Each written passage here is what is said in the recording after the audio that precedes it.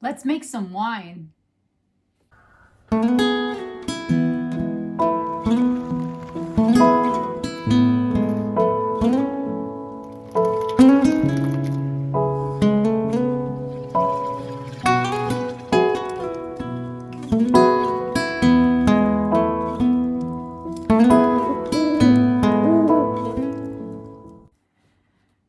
Hi everybody, welcome back to House on Meadows. Welcome to the channel. Today we're making wine. I don't know about you, but I like to have wine in my house, not just to have by itself, but also to cook with it. I hate running out, and I thought for a while I could keep up with having bottles just put in the pantry and put aside for here or there or whatever if somebody comes over, or if I just want to go out in the garden with a glass of wine. But I could never keep up, and then the prices just kept, adding up. They find out what wine we like. They raise the price again. They're on to us.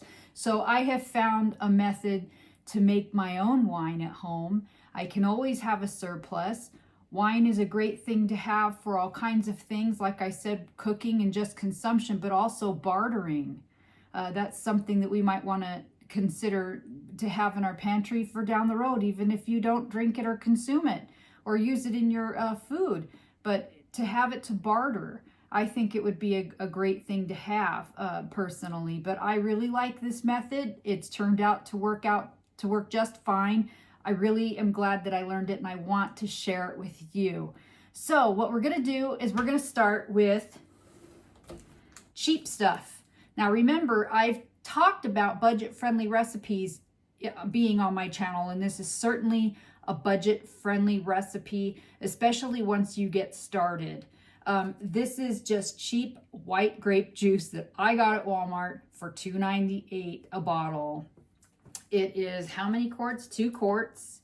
So you're going to need 2. So our investment so far is $6.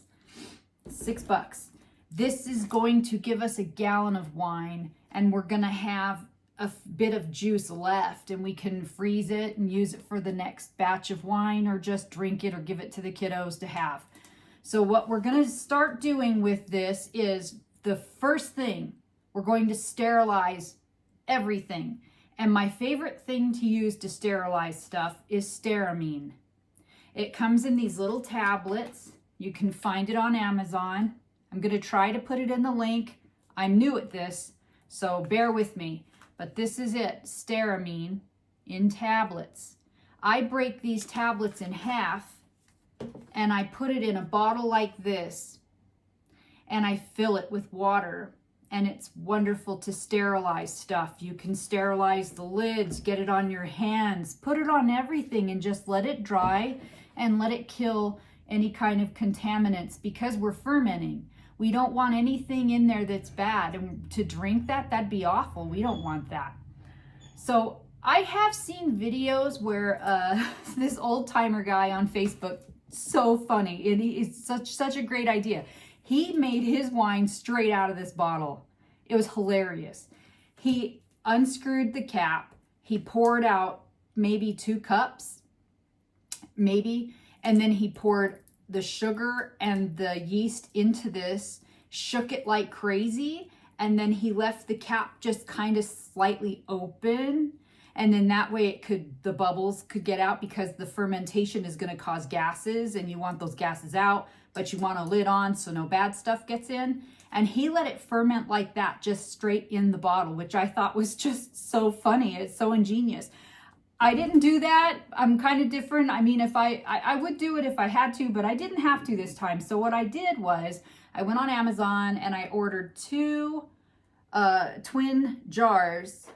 They're, I think, $24 for 2. You could find them for $12 for 1. They're going to come with the lid with the bung hole, and with this filter burple thing. And that's what you want. You want to make sure that you get them so, like I said, those gases release. You want to have these sorts of things. So this is all sterilized. Let's get to it. All right. I love the white wine version of this. I have to tell you, it was my favorite. And I wasn't sure I'd like it. So I started just making a bunch of the red grape juice, purple grape juice. And I like the white grape juice better. I think it tastes really good. So we're going to go ahead and pour all of our juice in. The whole one. This whole thing's getting poured in. Try to keep the splashing down. And then we're going to pour almost all of this in. We can't pour it all in because we need the space for the sugar that we're going to add. So let's go ahead and pour this in. And I'm going to leave,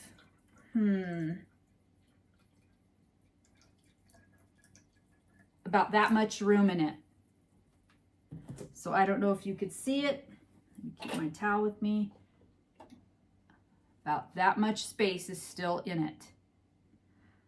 Remember, you are making something that's going to have gases, so the volume's going to change. I have 2 3/4 cup of sugar. I know it seems like a lot because it is, but we've got to give the yeast something to eat while it's fermenting, and this is what the recipe calls for. So we're going to go ahead and dump this in. Hey, I didn't say this was going to be healthy, okay? I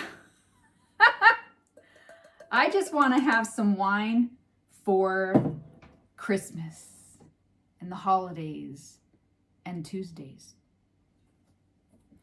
Okay, now you don't need anything fancy for the yeast. This is just bread yeast. I do have wine yeast also, but so far so good. The bread yeast has proven to be a really good product for me to use with this and taste great. So I'm just going to use it again because I told you I like the white wine the best, and I don't want to mess with it because I like how it turned out.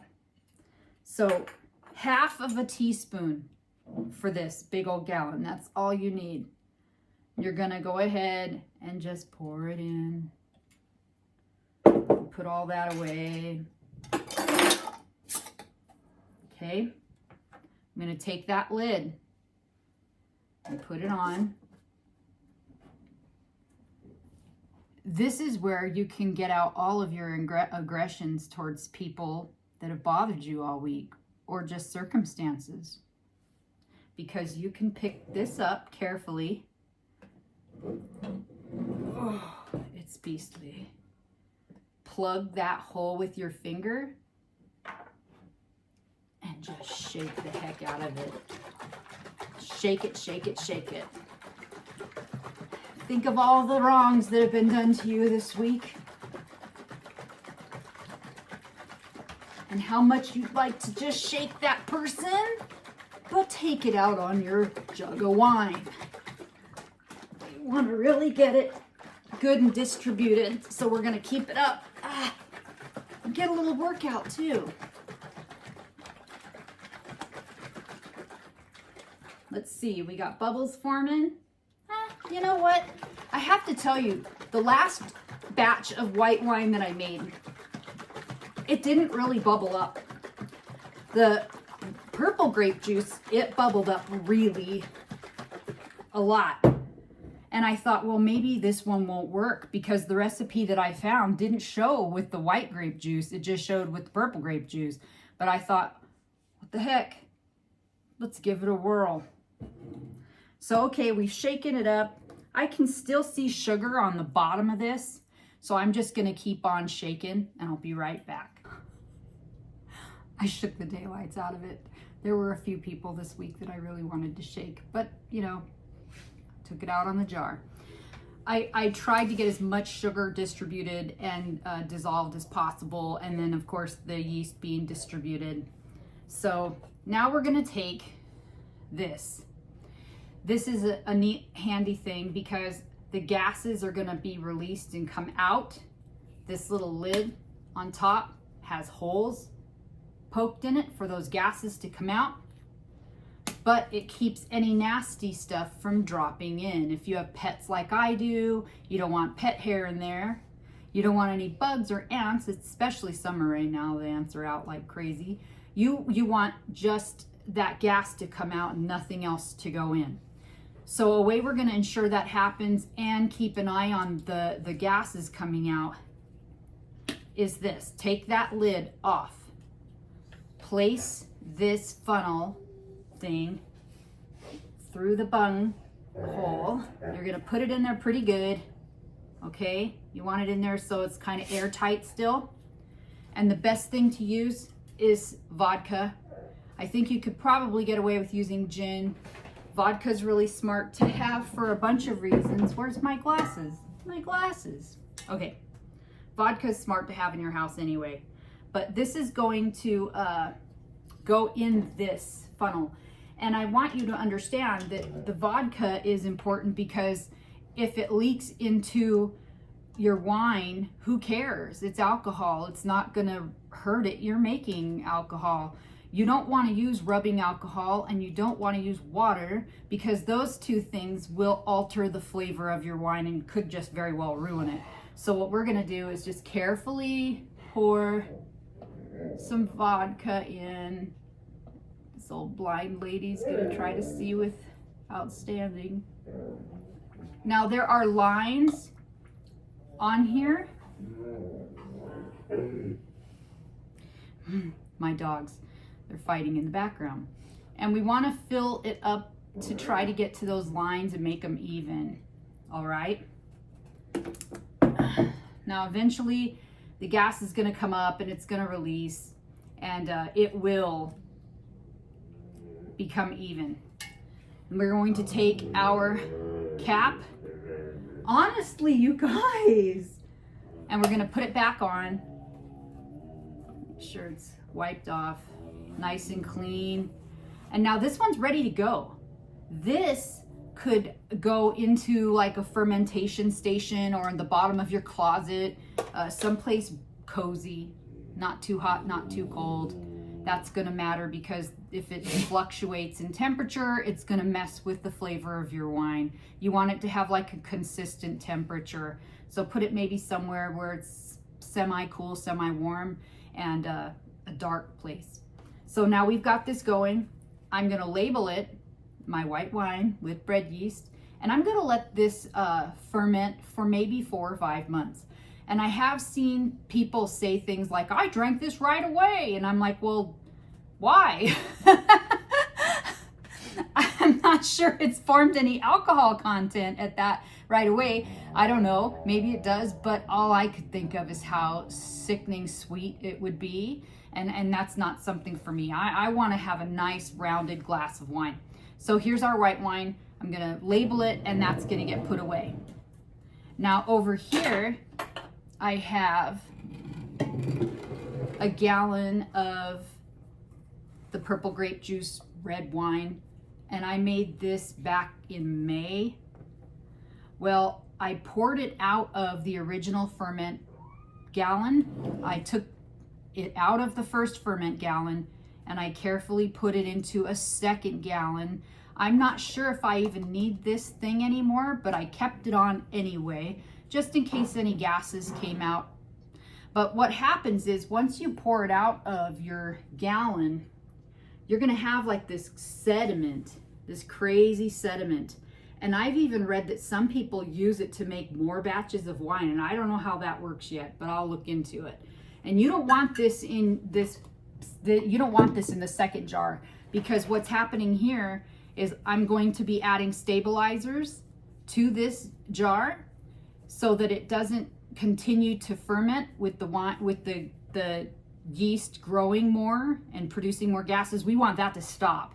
And then we also want to make sure that it doesn't have any like bad flavors or odors. So we're going to add some ingredients to it. And the first one, kind of hard for me to pronounce it.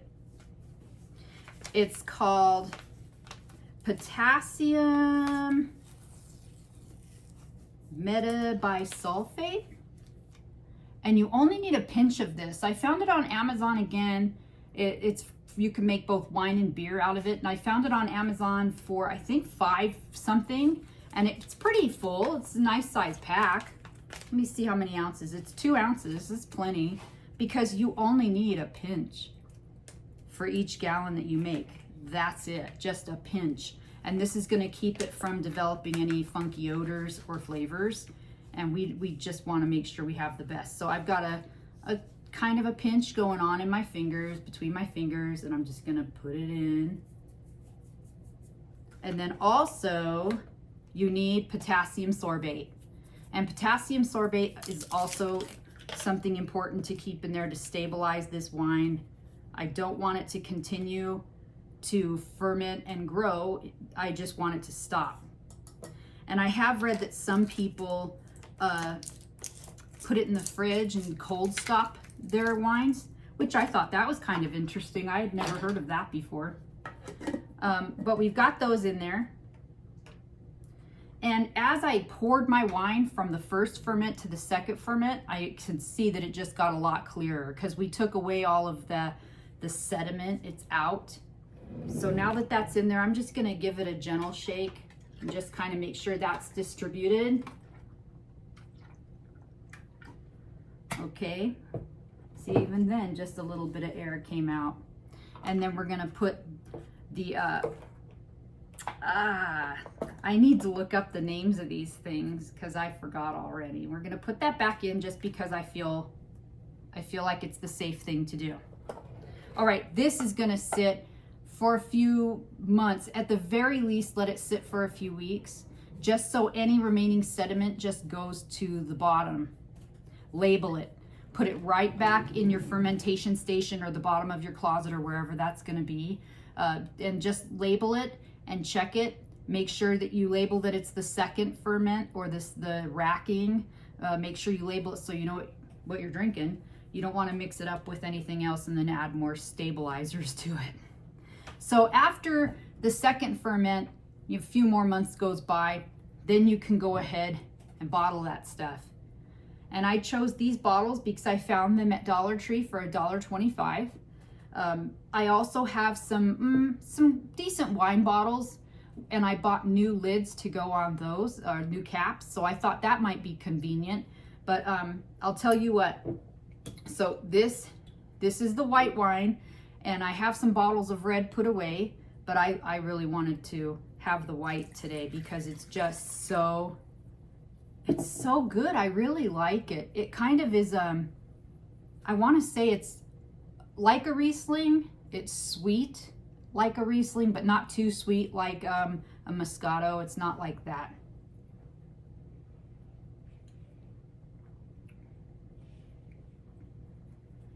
I love it. I think it's great.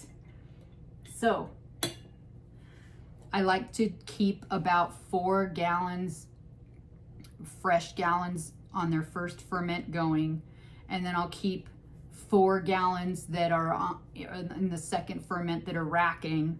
And then I take and fill up my bottles and keep those nearby once they've been added to the, with stabilizers. And then I keep those going. Now, having said that, am I drinking wine constantly? No, I'm not. Please don't think that. That's not happening. But I do like to have it on hand. So if I want it, I can go get it. And 1 gallon is going to give you 6 of these.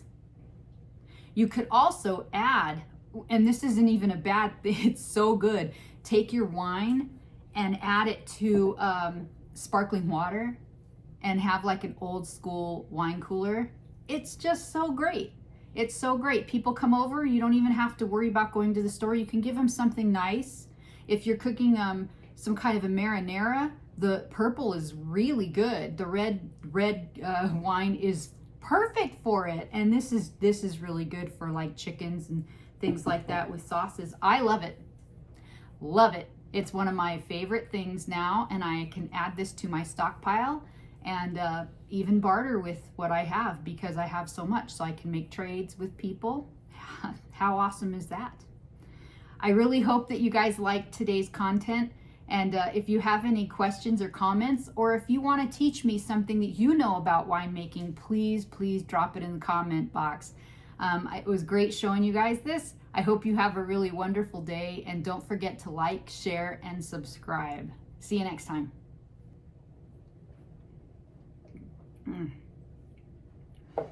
I almost forgot to tell you, when you do your second ferment, when you've racked it and it's sitting and just waiting its few extra months to get clear, this is when you can add extra flavors to this.